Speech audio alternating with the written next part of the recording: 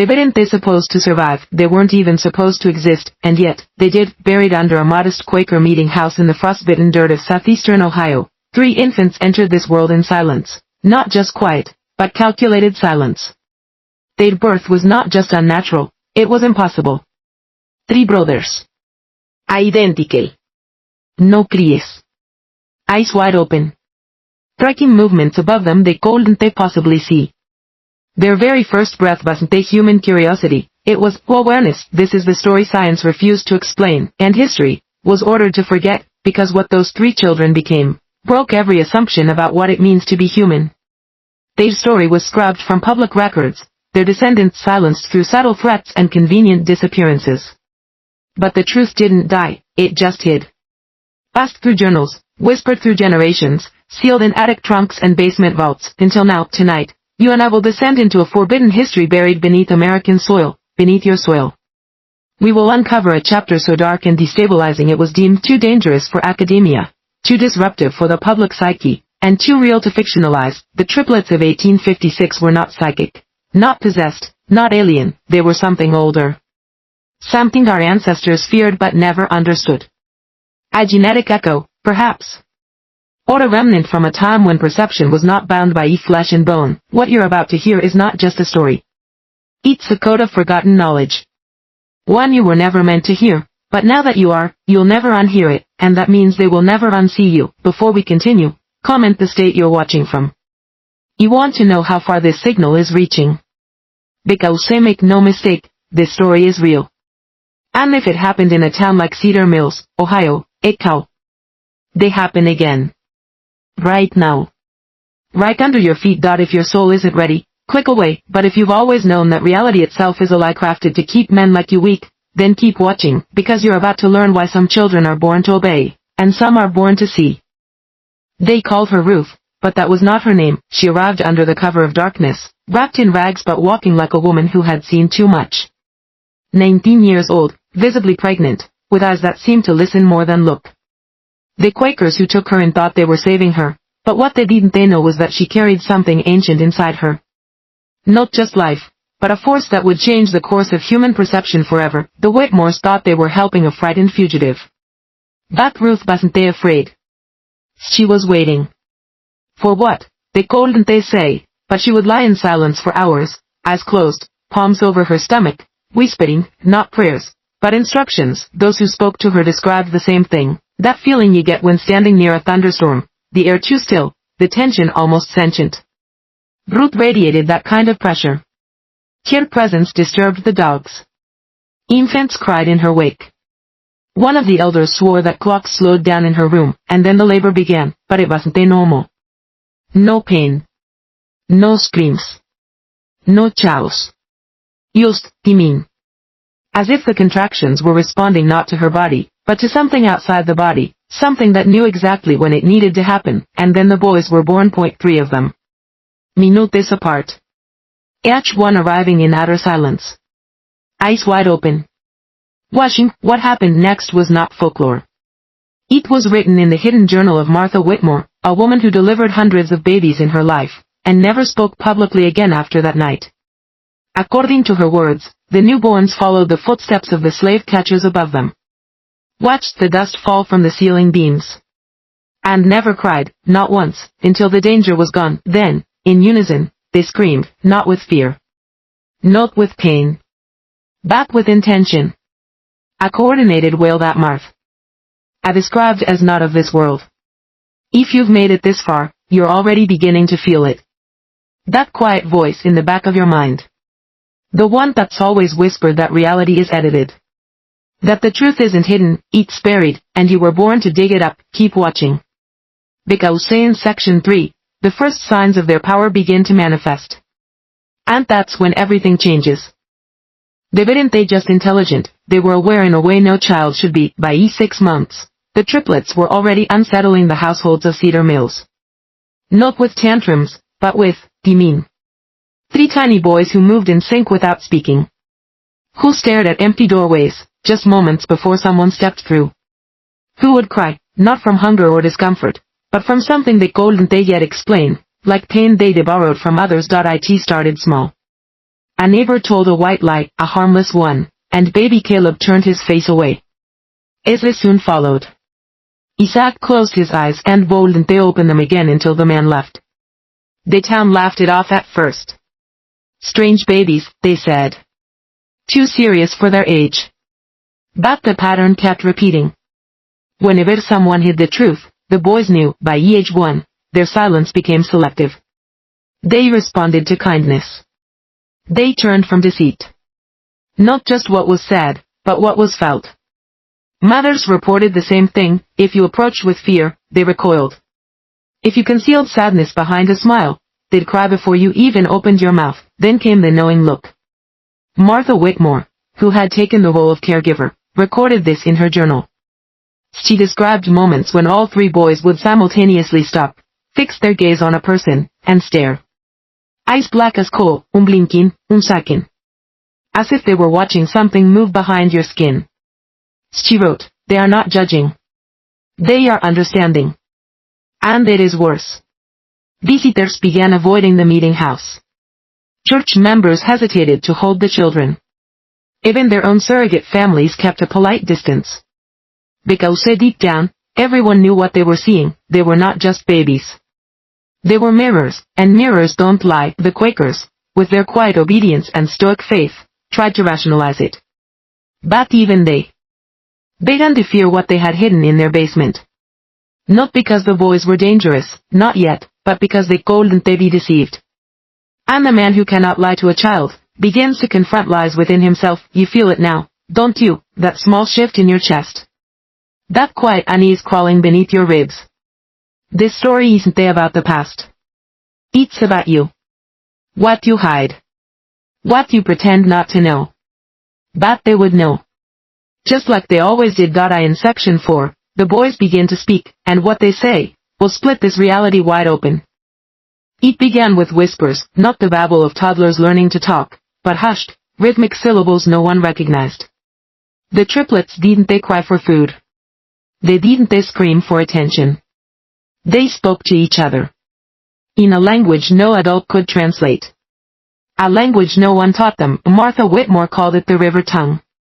She said it flowed like water over stone, soft, unbroken, eternal. The boys used it only in private, when no adults were near. And yet, every now and then, one of them would forget they were being watched, and do they hear it? That low, melodic murmur, like a forgotten hymn sung at the edge of sleep, but it wasn't just the sound that chilled the bone. It was the effect. Whenever the boys whispered in that tongue, strange things happened. Dogs howled without cause. Candles flickered out for no reason. At least twice, witnesses claimed the temperature dropped in the room, not by degrees, but by instinct. You could feel the air tighten. By the age of 2, the triplets were speaking English as well, perfectly. Oh, perfectly. No stumbles. No baby talk.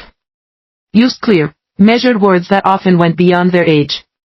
They didn't ask what's that, or why, like other children. They asked, who hides that from themselves, and why does he pretend not to know? Though you understand what that means, they weren't just processing the world. They were interrogating it. Looking through it. Pulling at the thin threads reality was stitched together with. And when they stared at you, you knew, they weren't seeing your face, they were seeing the lie behind your eyes. Dr. William Harrison, the town's physician, began keeping notes. It thought maybe it was a hoax. Perhaps the community, eager to protect its Underground Railroad secrets, had created an illusion to deter spies. But the doctor changed his mind after one visit. He sat across from the boys, trying to test their cognitive development. Elif told them his name was Thomas and that he lived alone. Caleb looked up first. You live with someone, he said. But she cries a lot. Ezra and Isaac nodded in unison. The doctor's face turned pale. His wife had been bedridden with depression for 3 months. Hadn't they told us so? That was the last time Dr. Harrison ever tested the triplets. Next comes section 5, and the first recorded incident where the boys saved lives using nothing but their perception. What they saw would make even the bravest man fall silent. They called it intuition, but that word is far too soft for what the triplets did next. It was spring of 1858. Rain soaked the roads outside Cedar Mills.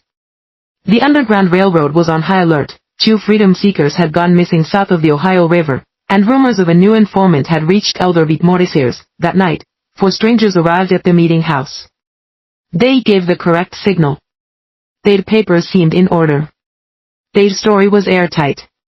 They were, by all appearances, what they claimed to be, fugitives seeking shelter and safe passage north, but the triplets boldly they go near them. At first, Martha thought the boys were simply overwhelmed. So many new faces. So much tension. But then she saw it, the knowing look. All 3 turned their heads at once, their black eyes fixed on the tall man with the scar above his eye. Then came the whispering, low and liquid, that same river tongue that always preceded revelation. Caleb walked forward first. Asa and Isaac followed. They stood side by side, shoulder to shoulder, facing the strangers like judges preparing a sentence. Then Caleb spoke. "You're not afraid," he said. Ezra added, "You're pretending to be." Isaac finished it, "You came here to hurt someone." The room fell into stunned silence. Samuel Whitmore, ever the cautious leader, stepped between the boys and the guests. "They're just children," he said quickly. "They don't understand what they're saying." But the boys didn't move. Ezra stared up at the man with the scar. "You killed the real John Peterson," he whispered. 2 days ago near the river bend. You took his coat. You took his name." The man laughed, too loudly. "Nonsense," he said. "I have my documents right here." He reached inside his coat. What happened next was chaos, but not confusion, because the boys had seen it coming. The man pulled a blade, lone, sharp. Silent. But before he could move, Samuel's shotgun was already raised. The others tackled the impostors. 3 of the 4 were captured. The 4th, the one with the scar, died that night. No name. No explanation. No history, only the triplets knew who he really was. And they never spoke of it again. Afterward, no one questioned their abilities. What do you think that does to a child, to be trusted more than the adults? To hold power over life and death before they can even read. In Section 6, the reach of their perception extends beyond the meeting house walls, to tragedies they couldn't have witnessed, but somehow felt. This is where it begins to turn. It started with a scream that wasn't theirs. April 2nd, 1859. The town slept. No alarms. No messengers. No visitors. But sometime around 3:12 de la mañana the triplets woke up simultaneously, not from nightmares, but as if summoned. They sat upright in perfect unison. Eyes wide open. Silent at first, then the screaming began, not loud. Not hysterical. But raw. It rose from deep inside their chests, as if something ancient was tearing loose from within. Martha Whitmore ran to their room, lantern shaking in her hand, certain that something inside the house had harmed them, but when she burst through the door, she stopped cold. The boys didn't in pain. Their bodies were rigid. Their hands clenched into fists. But their eyes were weeping. Not from physical hurt, but from grief. They rocked back and forth, chanting in the river tongue, over and over. A sound like mourning, like lamentation. It lasted 11 minutes. Then silence. The boys collapsed into sleep. No one could explain it until 2 days later. A letter arrived. A conductor on the Underground Railroad, a man named Elijah Trent, had been ambushed in Kentucky. It was guiding a family of 5 to safety. The attackers had tied the parents to a tree and forced Elijah to watch as they executed each child, one by one. They killed the youngest last, a girl named Miriam, only 6 years old. Elijah's body was never found. But the time of the attack, as recorded by a surviving witness, was estimated at just after 3 a.m. the same hour the triplets had screamed. It wasn't an isolated incident. Over the next several months, the boys would enter trances, always at night, always unprovoked. Sometimes they sobbed. Other times, they curled into each other, whispering frantically in that indecipherable code. Always within 48 hours, news would arrive. Someone involved in the Freedom Network had died.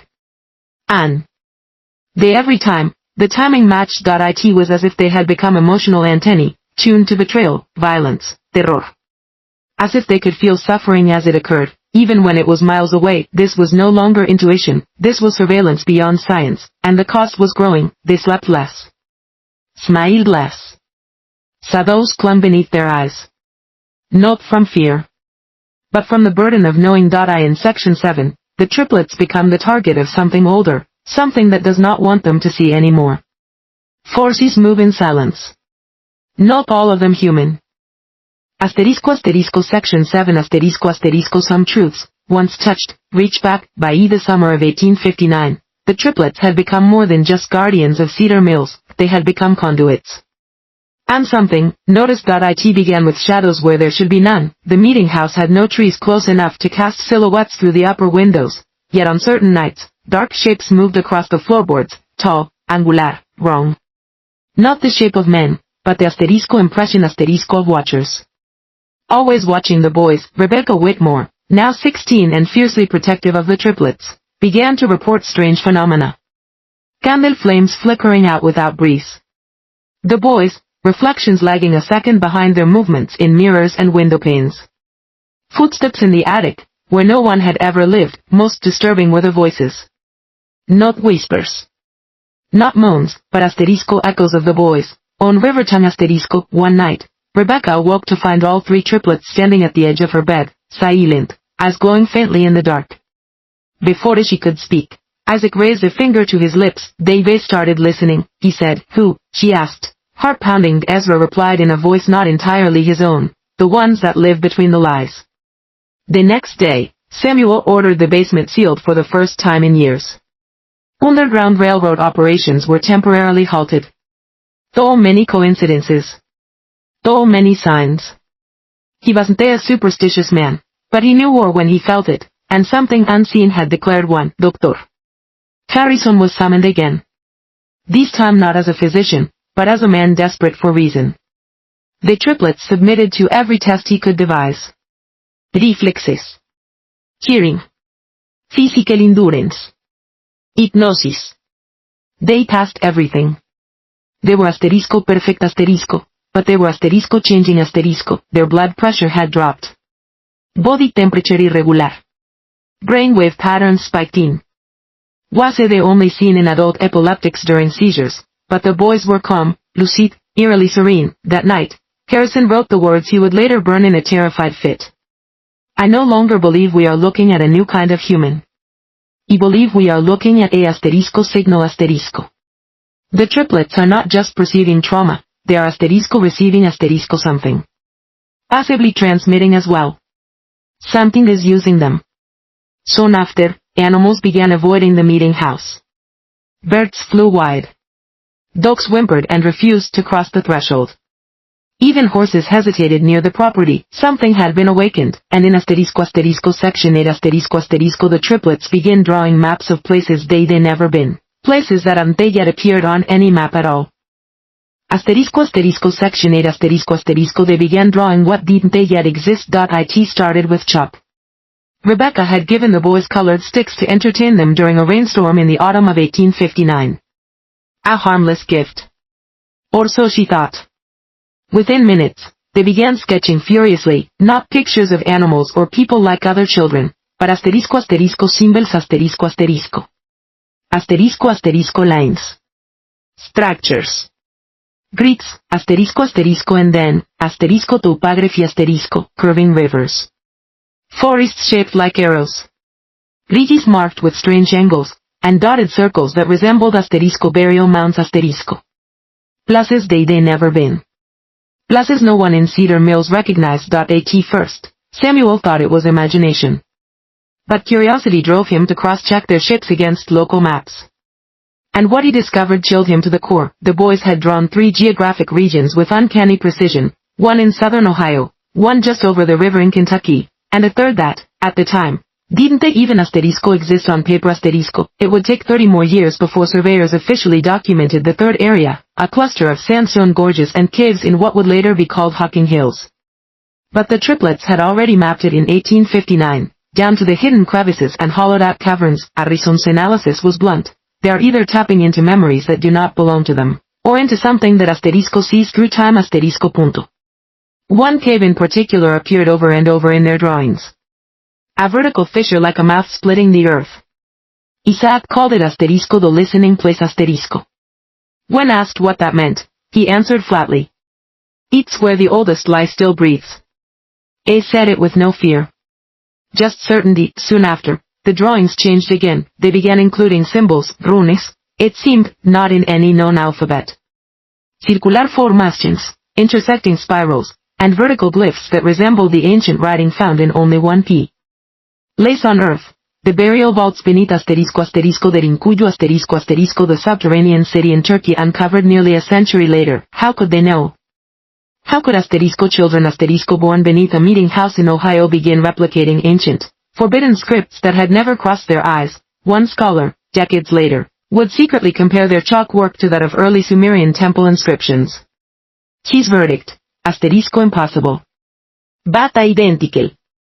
The triplets had become cartographers of the unseen, and in section nan we descend deeper, as the symbols begin appearing outside the meeting house carved into trees, scratched into stone. And no one can explain who is leaving them, or why. Section nan the symbols spread beyond the boys' hands. At first, it was subtle. A series of carved spirals found beneath the meeting house's eaves.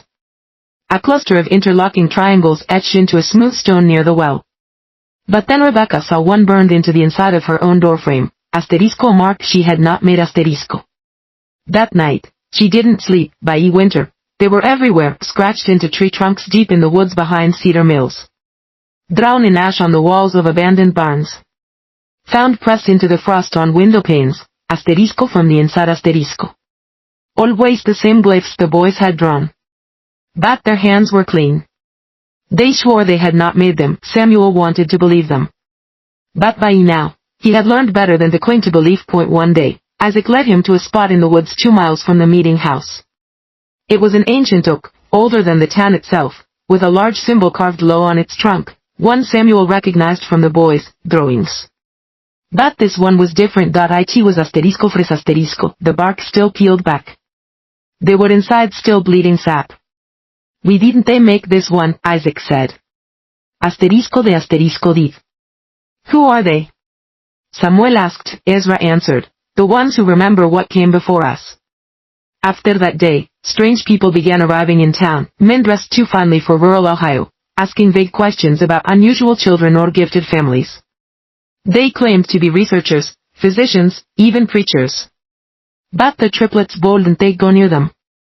In their presence, the boys grew silent, pale, withdrawn, their bodies cold to the touch, and then came the photographer . A man with a strange accent who claimed to be working for an illustrated journal in Chicago. They wanted to photograph the meeting house for an article about abolitionist communities. But when he attempted to take a daguerreotype of the boys, his camera cracked. The lens shattered outward, not from impact, but from within . The man left that night. He never returned. 3 days later, his body was found floating in the Ohio River. Throat slit. Eyes removed, nothing was taken. From that moment forward, the town began to fracture. The symbols kept spreading, now appearing in places no child could reach.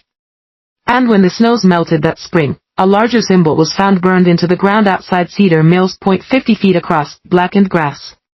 No signs of fire. And the triplets? They stood at its edge and whispered just one phrase. "It's almost awake." In section 10 the first townspeople begin disappearing, and the boys begin sleepwalking, toward something buried beneath Cedar Mills itself. They pried it open on a night the town will never forget, April 29, 1862. No moon. No wind. The kind of night that holds its breath, waiting. Samuel, Marta, Rebecca, and 2 others returned to the cemetery after dark, lanterns in hand, shovels at their sides, and prayers muttered under their breath. The boys had marked this lapse location with a circle of pebbles. They hadn't been seen outside all day. No one had. What lay beneath would end their peace forever. The stone was heavier than expected. It took all 5 adults nearly an hour to lift it free. Beneath it, not soil, but a shaft, vertical. Narrow. Dug deep into the earth and lined with charred wood, a crude shaft descending into utter blackness. The air that rose from it was wrong. Not simply musty or stale, but dead. Like the air in a sealed room where something had decayed for centuries. And mixed within it was a scent no one could describe, but every one of them would later remember in nightmares. A lantern was lowered down by Evo. 10 feet. 20. SETI. At 40 feet, it struck something solid, not soil. Not rock, metal. Rebecca leaned close. The echo that returned was impossibly faint, like a distant whisper trapped in iron. Samuel dropped a small stone down the shaft. The delay before it struck was longer than it should have been. And when it landed, it sounded hollow. Martha whispered, "It's a vault." The boys arrived at the edge of the woods exactly at midnight. They brought. They called. They simply appeared, walking slowly from the darkness, eyes open wide, arms held loosely at their sides. Caleb stepped forward. "It wasn't meant to be opened yet," he said. "But the forgetting is ending. It remembers itself now." Izzy added, "The seal is waking." And Isaac, the quietest, knelt beside the shaft and placed both palms on the blackened earth. "It never died," he whispered. "They only made it sleep." The adults looked at one another. No one dared speak the question that burned in all their minds. What was down there? A decision was made, one not written in any journal or letter. One not even spoken aloud. But in their silence, they all agreed, this could not be shared. Not with the town. Not with the church. Not with anyone. The slab was replaced, the soil was returned, and they made a pact that night, over that buried shaft, to never return to this place. To never speak of it again. But some seals can't be remade once broken, and the boys never forgot. In section 12, the dreams begin, not just for the triplets, but for everyone in Cedar Mills, dreams that don't feel like dreams at all. The first dream came to a child. 6-year-old Clara Henderson woke screaming one night, drenched in sweat, clawing at her bedclothes. Her parents ran in to find her curled in the corner of her room, eyes wide, pointing at the wall. "It was inside," she said. It smiled with no face. It said it used to be buried. But the boys woke it up. Her mother, shaken but practical, dismissed it as a nightmare, until Clara refused to sleep again. And when she finally did, she spoke in her sleep. In the same flowing, watery language the triplets used. Within a week, 4 others reported similar dreams. Elders, children, even the skeptical blacksmith who mocked such things by day, only to weep uncontrollably in his sleep at night. The dreams always began the same, a dark tunnel, carved in fire, descending deeper than reason. Whispers echoing from stone. And the spiral, always the spiral, spinning slowly at the end of the path. Then the triplets began drawing again, but this time, they didn't using chalk or pencils. They scratched the symbols into walls with nails. Into furniture with broken glass. Onto their own arms with sticks. The marks were the same as those on the buried slab, but now, they were accompanied by visions. Caleb described the chamber of mirrors beneath the ground. Izzy spoke of the place where names lose meaning. And Isaac, ever silent, would simply point to the east and say one word, remembering. Martha tried to intervene. She burned the boys' drawings. She covered their hands in cloth at night. But still the symbols reappeared. On windows. On barn doors.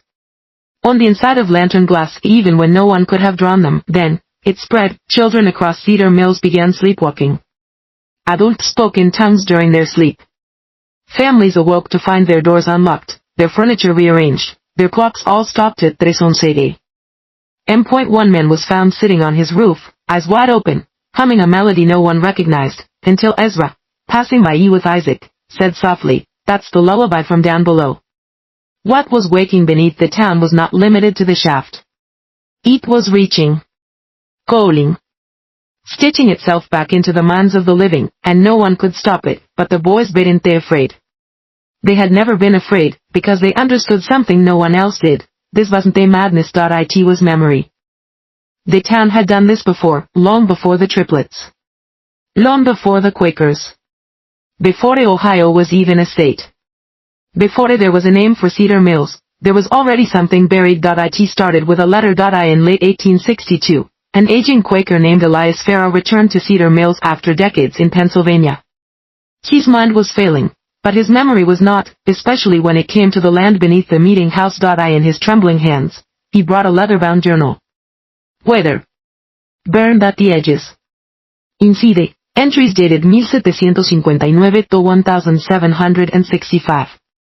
The ink faded, but legible.it was written in German, translated by Edith Thompson's only schoolteacher. What it described shattered every assumption the townspeople had about their history. Before Cedar Mills, the land was part of a failed frontier colony called Hollandstad, City of Hollows.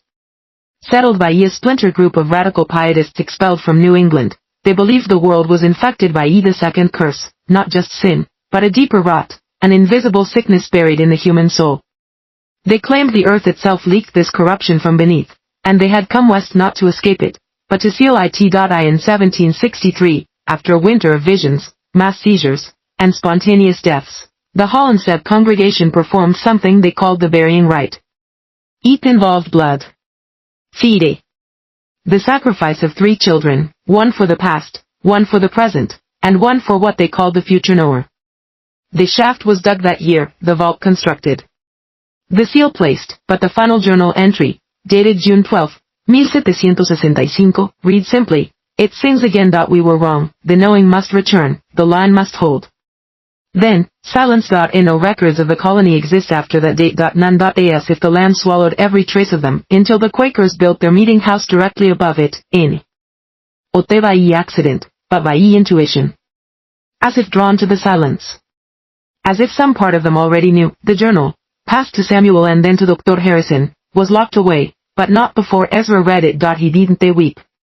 Didn't speak. He smiled, and whispered to his brothers in that river language, and Isaac said aloud what none of the others could bear to think. "We are not the first. We are the last." It started with whispers, not from the boys this time, but from the people they named. It was Isaac who spoke first, calmly, during supper. In the presence of Samuel and Martha Whitmore. "Amory Kestrel has a knife buried in the southern field," he said. "He used it on Jacob Maynard in 1841. Then he wept for 42 years and never told a soul." Samuel choked on his bread. Kestrel had died the year prior, a revered elder, a man who'd led worship, built homes, delivered children.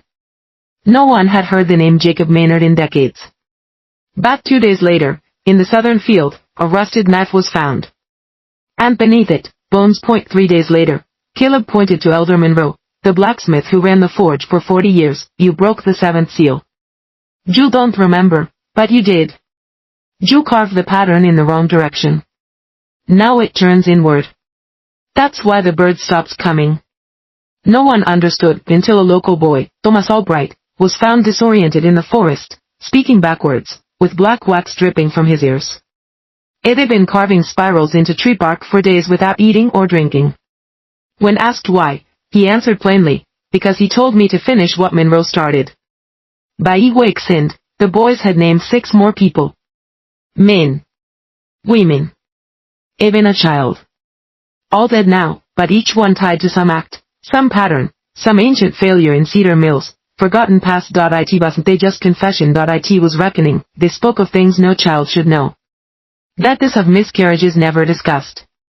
5 years that had been ruled accidental, but berente. Land deals forged in blood. Secret societies that met in barns long torn down. A ritual called the churning, performed once every 33 years, and forgotten after the war. No longer, because the boys were remembering, not from books, not from stories, but from somewhere deeper. "We were made to hold WH. At the golden day," Caleb said. "We were born with space in our minds for their sins," Ezra added. "But the space is filling," whispered Isaac, "and we can't hold it much longer." The town began to fracture. Some wanted to silence the triplets. Others called them prophets. A few packed up and left in the night, but most stayed, because despite the fear, they needed to know, what had Cedar Mills done? The ground beneath Ruth's grave was not still. That's what Martha Whitmore told herself one morning in spring of 1863, when she noticed the soil had shifted, not sunken from rain, not dug by animals, but disturbed. As if something beneath had pressed upward. Ruth had been buried quietly, without ceremony, wrapped in linen and placed in a grave no deeper than time had allowed. No marker. No headstone. Only those who had seen her die knew where she lay, but something was pushing back. Martha waited until dusk. Then, alone and armed with nothing but a rusted lantern and a Bible, she returned and began to dig. What she found, exactly 36 inches below the surface, was not bone, but parchment. A map, folded so precisely it was nearly impossible to open without tearing. Waterproof with beeswax. Drawn in a hand so delicate it could not have been scrawled in haste. And at the top, in ink that shimmered even in the low light, were 6 words: the final 12 must be sealed. 12 locations, all within 2 miles of the meeting house, each marked not by e-name, but by e-symbol, a black sun, a weeping face, a spiral made of teeth. Marta, trembling, recognized 5 of them instantly, ancient sites the town had quietly built over but never spoken of: the old tannery, the first well, the burned orchard, the ruined bell tower, and the ash tree circle where children were warned never to play. Beneath each site, the map claimed, lay something unfinished, not buried bodies, buried acts. Martha brought the map to Samuel, and, unknowingly, to the triplets, who entered the room before she could hide it. The moment their eyes touched the symbols, they collapsed. All 3, simultaneously. Not unconscious, but elsewhere, their bodies shaking, their mouths moving without sound. For 13 minutes, they writhed, then silence. Ezra sat up first. His eyes were bleeding. The seals, he said. They didn't they hold. Isaac followed, whispering, it's not what was buried, it's what was fed. And Caleb, barely audible, gave the final blow. This town didn't they survive the darkness. It made a deal with it, and now, the debt has come due. They began with the orchard. The trees had long since died, blackened husks that never rotted, their bark hard as stone and cold to the touch even in summer. Locals avoided the place instinctively. Children swore they heard breathing when they got too close. Birds never landed there. Not once. Beneath the largest tree, the one Ruth had glanced toward just before she died, they dug. And exactly 6 feet down, the spade struck iron. A box, old, rusty, sealed with rivets not of American make. No hinges. No lock. Only a single word etched into the top in a language no one recognized, but the triplets could read it instantly. Caleb whispered, brief. Marta stepped forward, trembling, and reached toward the lid, but Isaac stopped her. We don't open them, he said. We name them. We remember them. If we open them, it starts again. Samuel, now worn to bone and eyes hollow from sleepless nights, nodded slowly. Then we must find the rest. And we must find the first. The first was hidden beneath the old well, the one filled in after 3 children vanished in 1829, long before Ruth's time, long before the meeting house was even built. Locals said the well had dried up. That was a lie. It hadn't dried. It had screamed. Underneath the stones, they found another box, this one smaller, made of something like bone. Warm to the touch. When Caleb placed his hand on it, his nose began to bleed. This one, he whispered, is called Oath. By the end of that week, 7 of the 12 had been unearthed. Each box held no key, no opening, no sign of origin. Only a name the boys could translate: Oath. Grief. Betrayal. Anger. Mirror. Salt. Flam. Each box emitted a low vibration, just on the edge of perception, the kind you don't hear with your ears, but with your teeth.